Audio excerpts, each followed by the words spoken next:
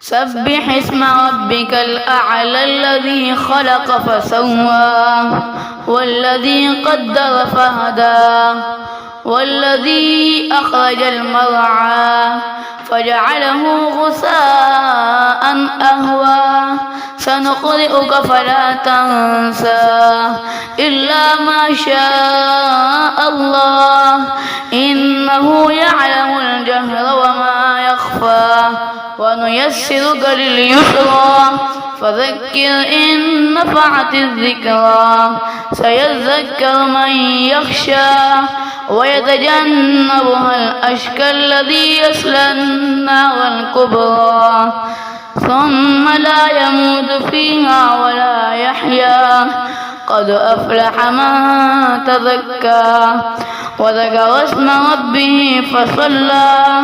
بل تؤثرون الحياة الدنيا والآخرة خير وأبقى إن هذا لفي الصحف الأولى صحف إبراهيم وموسى. هل أتاك حديث الغاشية وجوه يومئذ خاشعة عاملة ناصبة تصلى نارا حامية تسقى من عين آنية ليس لهم طعام إلا من ضريع لا يسمن ولا يغني من جوع وجوه يومئذ ناعمة لسعيها راضية في جنة عالية لا تسمع فيها لاغية فيها عين جارية فيها سرر مرفوعة وأكواب موضوعة ونمارق مصفوفة وزرابي مبثوثة أفلا ينظرون إلى الإبل كيف خلقت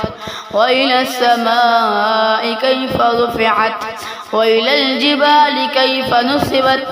وإلى الأرض كيف سطحت فذكر إنما أنت مذكر لست عليهم بمسيطر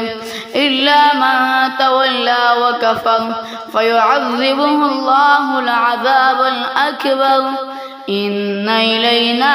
إيابهم ثم إن علينا حسابهم.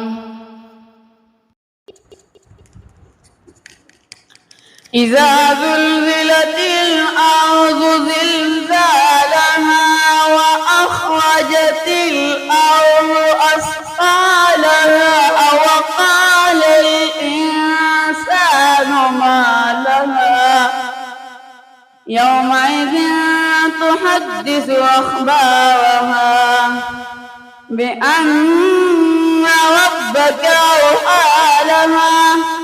يومئذ يصدر الناس أشتاتا ليروا أعمالهم فمن يعمل مثقال ذرة خيرا يره ومن يعمل مثقال ذرة شرا يره.